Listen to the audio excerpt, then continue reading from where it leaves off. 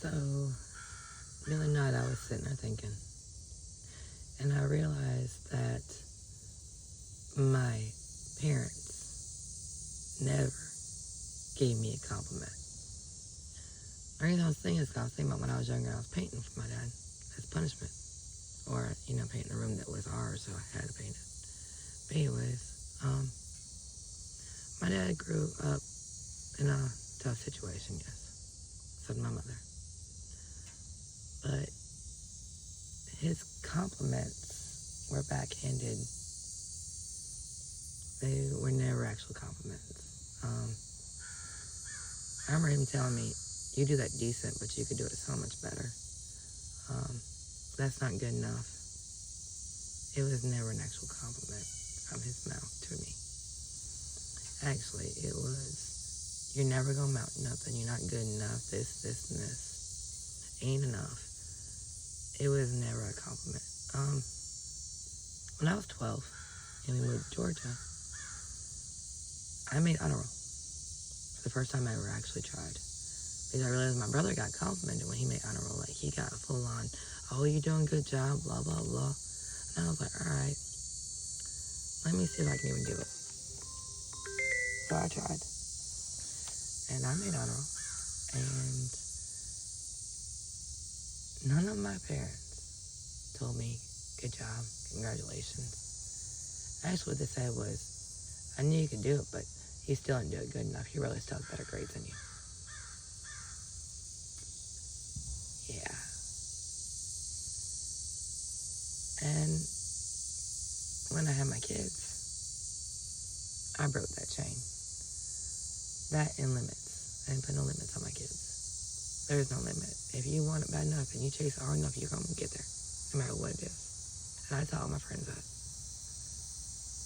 The reason I say it is because I was always told, you're never going to be enough, you're never going to amount to shit, you're never going to go nowhere. Well, if you only give somebody negative thoughts about themselves, that's all they're going to think.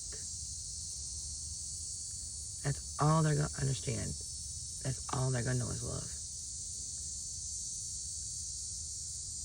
They're not going to understand that if you try, you can get anything you want. I was never told that. My brother and sister was. Both my brothers were. My stepmom and my dad. But I was never told that. I was always told, you're going to be a whore, you're going to have fucking 10 kids, and you're going to look like shit when you're 40, you're going to be fat, blah, blah, blah. I weighed 125 pounds at 40 years old. I had 2 kids. I had a hysterectomy at 26 years old. Like, I wanted a little girl, yes, and I had 2 boys. But I thank God for not giving me a little girl 2 at times. Because I would have treated her total opposite of my parents. That's why I wanted one. But I also thank God that, I did have the kids I did have with my boys, because when I had hysterectomy at 26, I went through a really bad downward spiral. That started my abuse of drugs. Was my hysterectomy and me dancing and alcoholism. My abuse of alcoholism was that too. That downward spiral, instead of having support from my family, I had none. And then I'd go to work and they're like, oh, when you have another one if you only got 2? And I'd break down. Just break down right there. Like, I didn't cry. I just shut down. I'm like, I can't have no more. I had cancer. And it would just, after a while, I felt like I had enough of it. So I got on drugs. That's how my husband got me on drugs. Is because the downward spiral, like I was fully ready to commit suicide. All of it. I was trying to numb, run, do whatever I could to get away from, I can't have no more kids. I can't never find a husband because I can't have no more kids type shit. Me and him weren't married yet. We were just freshly dating when I had a hysterectomy. I also went and It was one of the last times I smoked weed. And I got paranoid because I wasn't in a safe environment for me to smoke weed. Like, straight up. Like, I got paranoid. I was looking out the window. Like, I literally smoked more just so I could go to sleep, so I could get over my high. Like, it was that bad. It was not fun to watch. Like, I ruined my buddy's high, and he was like, dude, I've never seen you like this. And I'm like, I know. It's not fun to be paranoid. I've never been paranoid at anything. Because, I mean, I did it. If I did it, I own up to it. Type shit. I've always been that way. So, I'm different. Very.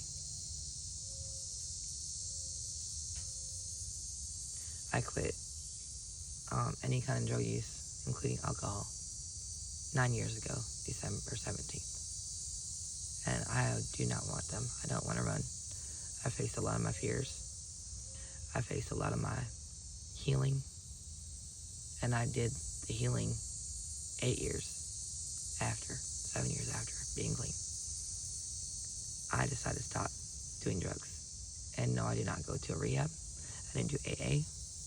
I lived with people who did drugs around me, and I still decided not to do drugs. So, I mean, I have a very different mindset than most people. I understand going to rehab or sober living because of court. I understand all that. I do not shame you at all. I even understand going to get, supplements to change what drug usage you do. But I didn't have to. I just quit. And it's a mind frame for me. My mind frame is stronger than most people's, even with the abuse. Not everybody has a happy home they came from, no. But not everybody has been through the abuse I've been through either. And not everybody has my mindset. When I was set to stop, I just stopped. But I'll go through that in a little bit.